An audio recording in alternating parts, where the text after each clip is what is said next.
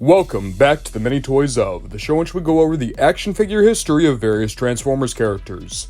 And seeing as how we just looked at Starscream last week, why don't we look at a member of his short-lived brigade this week? It's time for the Mini Toys of Brawl. Before we begin, a big thank you to Soundwave Fan 2012, the brother of Lockdown, the Goat, Ichibay130, Thomas Reek 3001, Mitch Bam, Comrade Bobcat 39, and an especially big thank you to Phantom Games. Phantom Games has been crusading for Brawl, campaigning for Brawl for months now, and I hope that this video was worth the wait. Like all the Combaticons, Brawl is endlessly fascinating to me. You look at him, and you feel like you understand his deal right then and there. I mean, he's a tank, a weapons expert, he loves to fight, so much so that his name literally just means fight. And then you find out he has a temper. Okay, I'm willing to bet that this is just another big dumb Decepticon who's easily duped just by insulting him or making him lose his cool. And then you realize Brawl isn't that way at all. Yes, he loves to fight, and he loves guns, and he is incredibly angry. But that anger focuses him. He doesn't become sloppy. He doesn't make dumb mistakes. In Onslaught's own words, Brawl's anger focuses him. It makes him a better soldier. It allows him to be a more important cog in the machine that is the Combaticons. Brawl's anger isn't just what motivates him, it insulates him and keeps him going in even the bleakest of situations. Brawl's anger has never been a detriment to him or his team. Instead, Onslaught actively relies on it to keep the team going sometimes.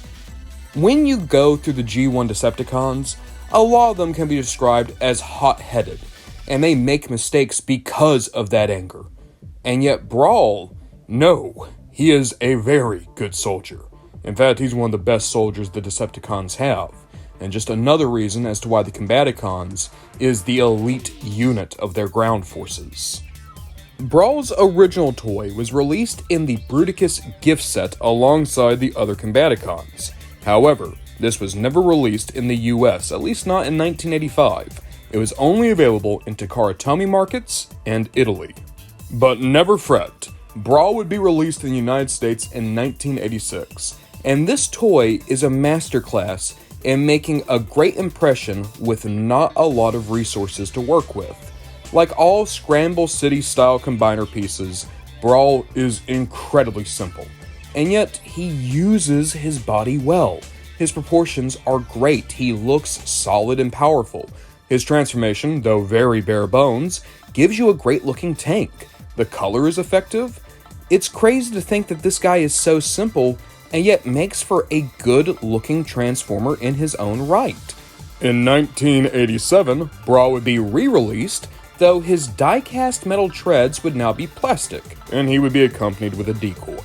1 year later, in 1988, GIG Toys would re-release the Bruticus set in Italy, though this time they would come with 5 decoys. We're going to fast forward about 4 years to get to 1992, in which the G1 Brawl would be re-released in the European exclusive Classics line. 1994 would give us one of the more iconic Brawls, with his G2 Redeco. This is just the G1 toy, given a fun color scheme. Yes, I know, the joke. The Combaticons, what are they camouflaged for? Shut up. Shut up. This looks fun. I like this. Why do you hate fun? Why do you hate toys? Oh wow, my big dumb robot doesn't turn into a realistic tank. Shut up! Shut up! Shut up! Brawl's cool.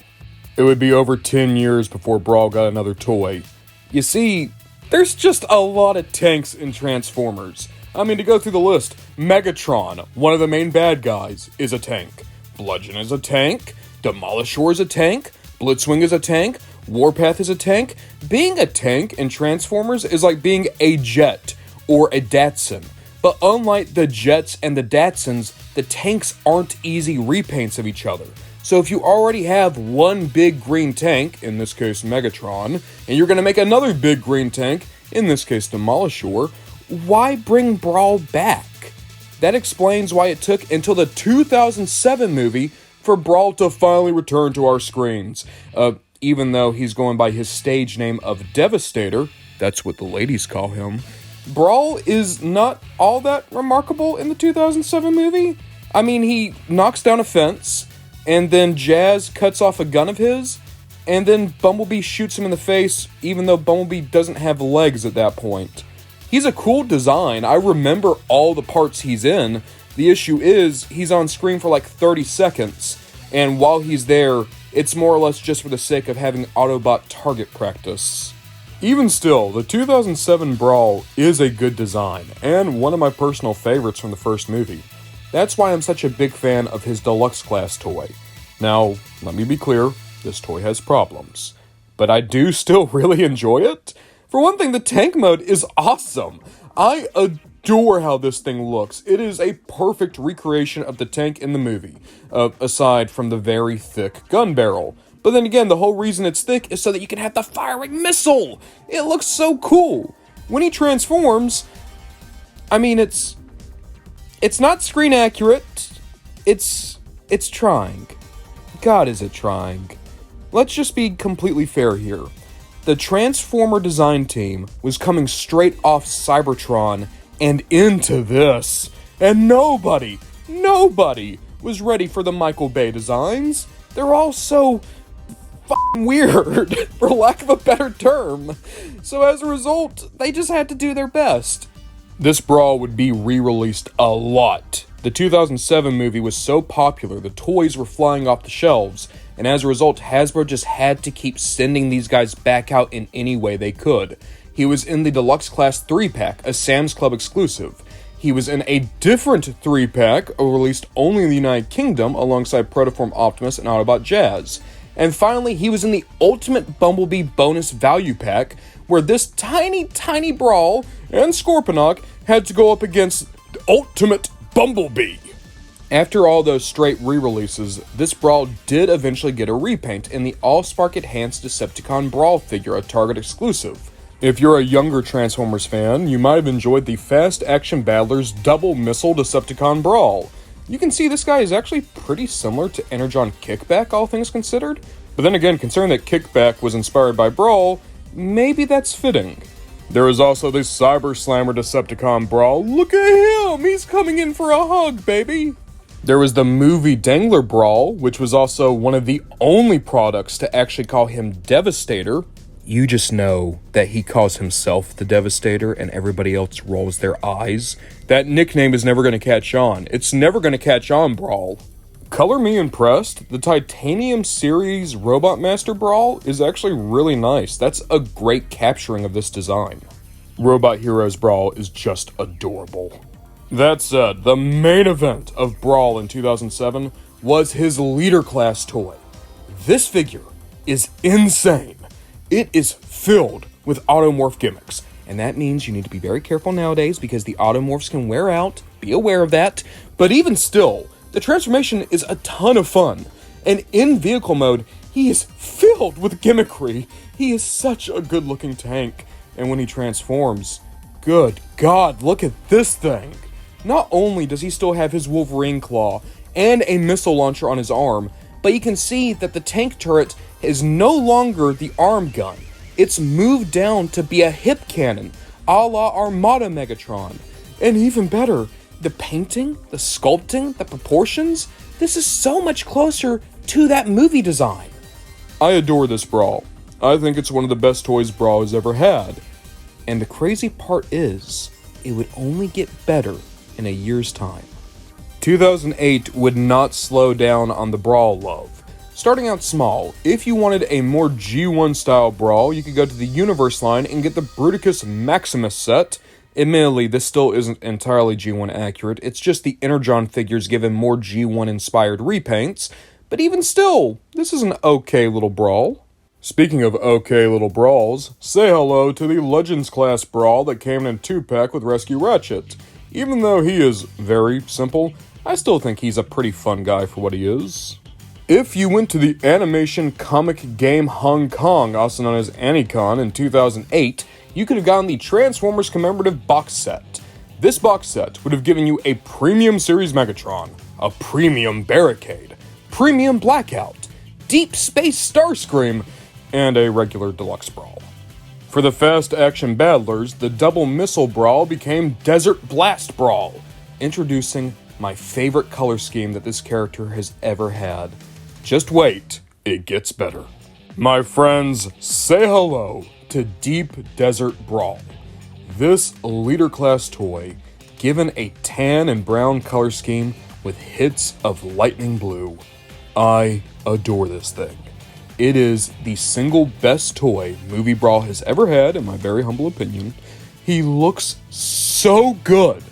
It's amazing to me that all you had to do was change the primary color to make this pop so much more. And of course, cream-colored tank. It looks kind of like Blitzwing if you really want to make that connection, but this feels like what Movie Brawl wants to be, should be, could have been even.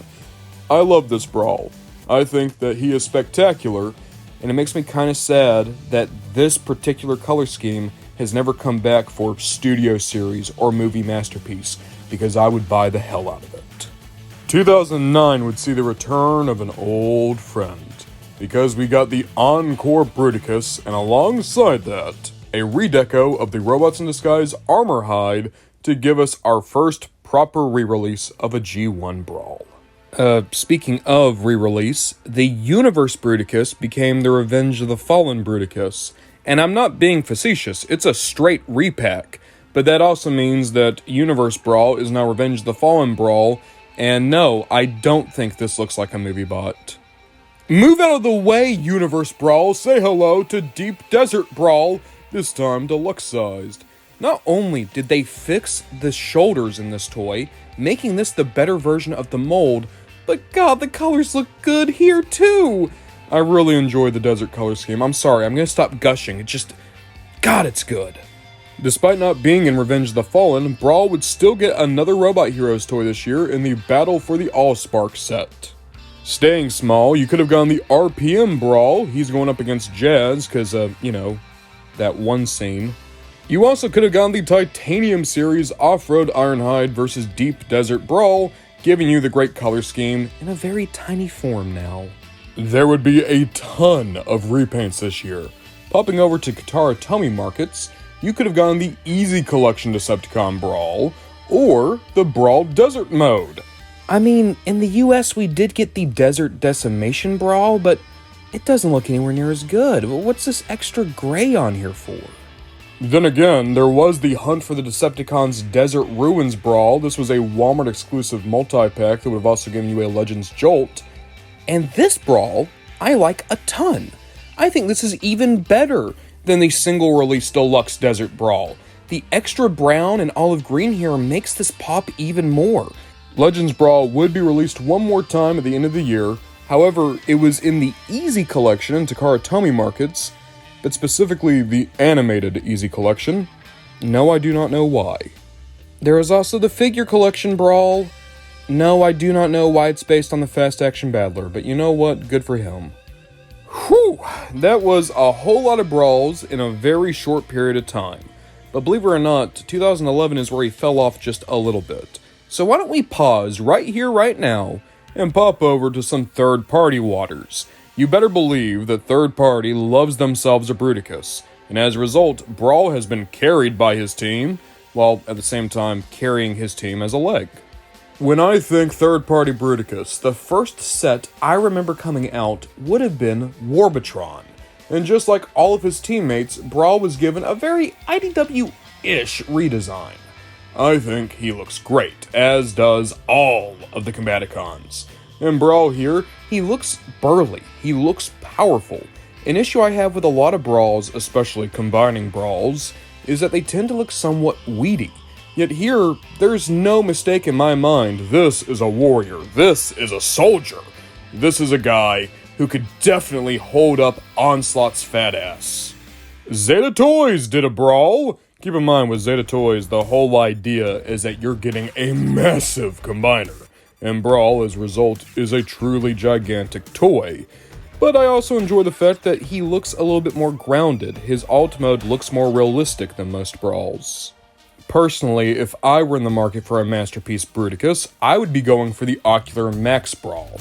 I'm a big MMC fanboy, I admit that, but I do still think they made the best looking Combaticons. Not only are they the most screen accurate to the cartoon, but they're built-in combiners. Everything you need for Bruticus is already inside of these guys, no need for kibble or add-ons. And that makes them more impressive and worthwhile, at least in my eye. You remember the Unique Toys Bruticus? Because I didn't. They made a Brawl, and he looks fine. You know, perfectly solid attempt at this design. Of course, the new kid on the block when it comes to Masterpiece Bruticus would be the Magic Square Brawl. Just like Swindle and Onslaught before him, they are bringing their design from the Legend scale up to Masterpiece and making adjustments as needed. And it results in one of the best looking Brawls and Bruticus sets that I've ever seen. Look at how smooth Brawl looks. He just feels like a good articulated action figure, but no, he's still a tank. I mean, we might as well go into Legend scale from here. Magic Square, of course, did a Brawl alongside the other Combaticons, and even though I do think the Masterpiece one feels more impressive, this is still a really, really nice mini Brawl. And finally, there's the Iron Factory Brawl. This is very much done in the style of Iron Factory, which is to say a little bit IDW, but mostly its own thing. And just like the other Combaticons, I think that he is a great little guy. Last minute addition here, everybody. I just found out about the Iron Warrior Strife. This mini movie Brawl is actually a really well done toy. I'm kind of amazed at how well they've captured this design at a smaller scale. And it makes for what is, to my knowledge, the only movie Brawl in third party. And that's a wrap on third party Brawl Roundup. I will say, I could understand why people would be amazed that there aren't more movie Brawls here. But then I remember how many companies got raided over the fact that they were doing movie Masterpiece figures. And suddenly it makes a lot more sense that a lot of third party companies focus on either their own designs or G1. For whatever reason, G1 designs just don't have that many people who care about them being knocked off. As soon as you start engaging with movie designs, though, that's when you got Papa Paramount running down your door. In any case, it's time to return to official waters in 2012, in which we get a very unique Brawl, the Generation Scout Class Brawl. Now this is a remold of Breacher, but I do enjoy this. It doesn't look like any Brawl we've ever had, don't get me wrong, and yet it still feels good as Brawl. Oh yeah, there was also the United Bruticus. Say hello to Kickback. You need to know right now, Botshots loved Brawl. Just to go through the list, there was Decepticon Brawl, that was the Desert Deco. There was the Decepticon Brawl in the 3-pack with Shockwave and Ironhide. This one looks like Tankor. A green Brawl finally came out in the Battle for the Matrix multi-pack. A completely new mold of Brawl came out alongside Cliffjumper and Dirt Boss. And then finally there was another Decepticon Brawl. This time it's still that new mold, but with a more kind of G1 deco, I guess? To me, the weirdest thing is that the Be Cool line only chose to release one Brawl, and it wasn't even one of the green ones. I never get to talk about Fall and War for Cybertron in these videos, because most of the toys didn't come out till years later. But Brawl is one of the exceptions, baby. He got to appear in Level 1 of Game 1. Him, Barricade, and Megatron attacked Starscream's orbital base and stole all their Dark Energon, and also more or less forced the Seekers into the Decepticon movement, but, you know, Starscream wasn't complaining. In this initial game, Brawl is presented as being one of Megatron's inner circle. He's the one who leads the assault on Zeta Prime's Citadel.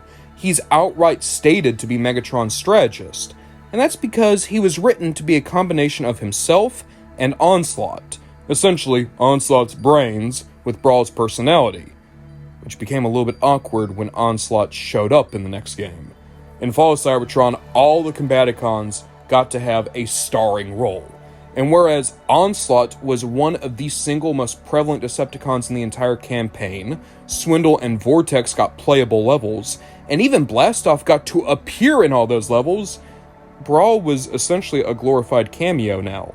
He was just there to be the big gun of the Combaticons. He destroyed a bridge, and then he became a leg for Bruticus.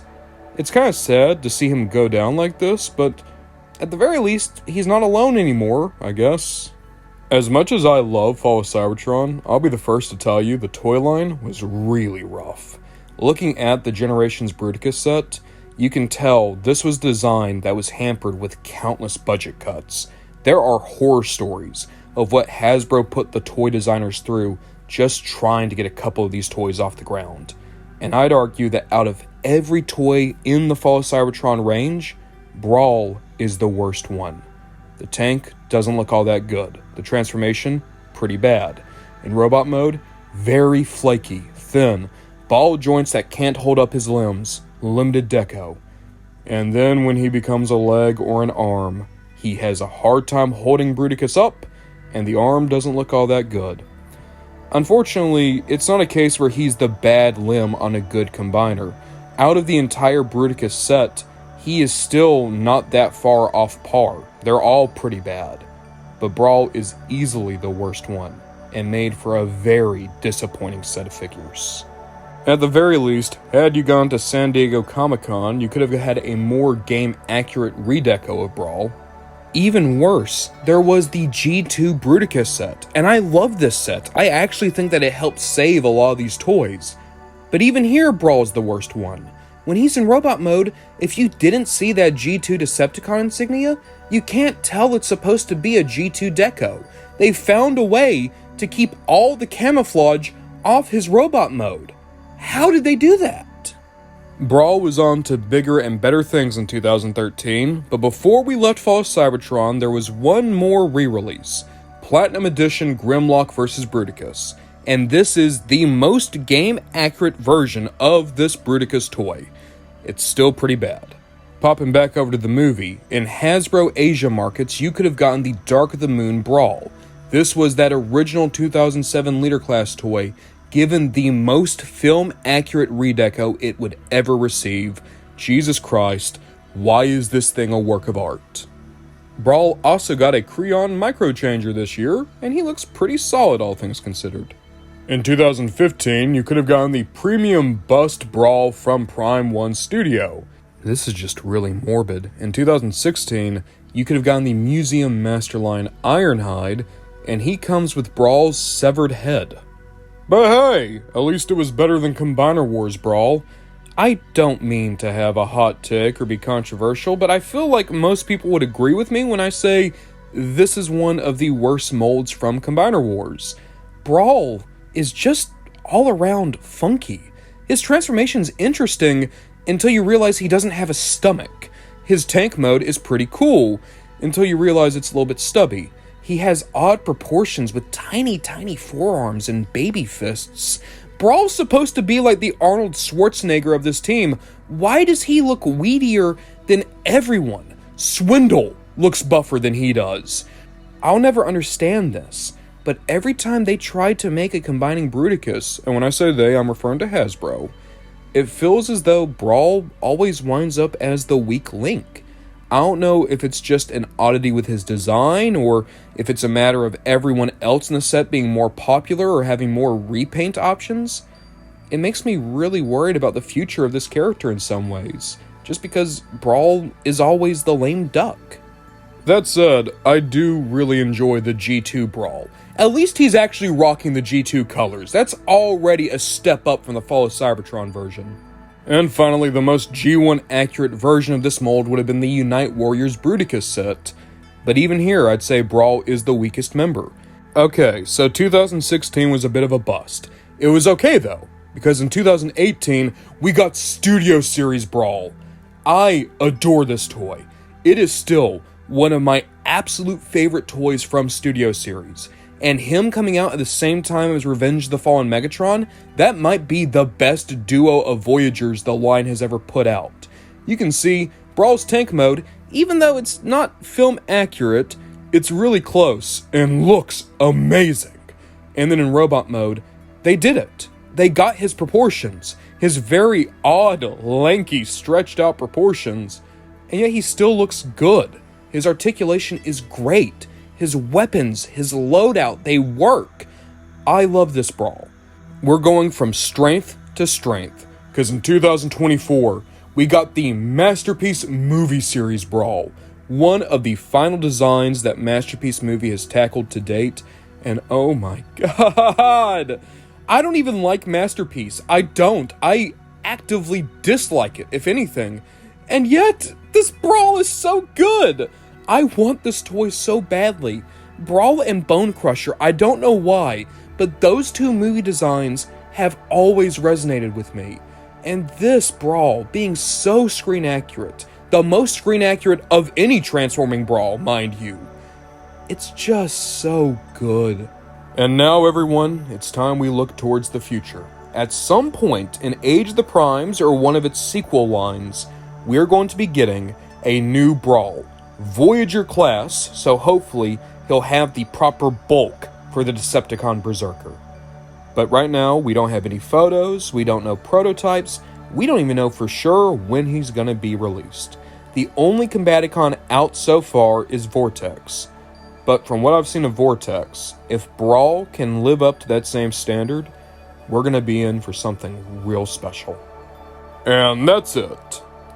I want to say this about Brawl. He's not one of my favorite characters. I don't think about Brawl. And when I do, it's usually just to think about how he's a part of the Combaticons. And yet, I appreciate Brawl. And I understand why Brawl is a favorite to so many people. I want you guys to stick with me for a second, okay? Brawl is not a complex character. But he's ever so slightly deeper than you might think. He's not just a raging idiot. He's someone who can use that anger efficiently. He's someone who knows when to calm it down and listen to Onslaught. He's someone who knows how to keep that horrible anger going in a certain direction. He uses it to keep himself going. The idea that there's a character that has a monicum of depth, and yet is still so simple to understand, is actually kind of paradoxical.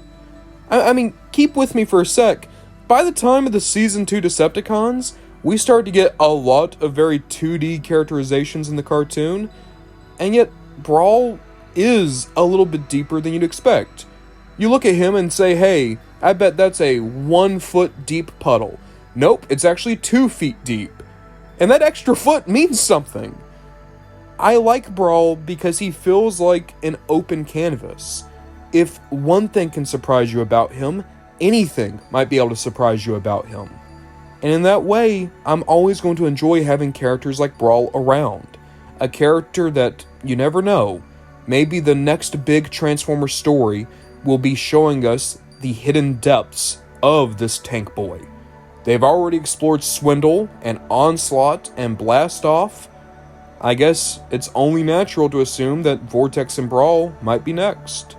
But guys, I'll ask you, which was your favorite Brawl? And is there a Brawl you're trying to track down right now? Next week's episode, if everything goes to plan, is going to be one of my favorite characters of all time. The Mini Toys of Scrapper will be coming at you. And in the meantime, guys, I'm on Patreon now. If you would like to support me there, for $1, you'll get access to my Discord server, Moonbase1. For $5, you will be allowed to watch videos early and download videos directly from me. And then finally, for $10, you will be made a producer and show up in every single video I make from now on. I want to thank all of you so much for watching, and hey, we'll see what we get up to next time.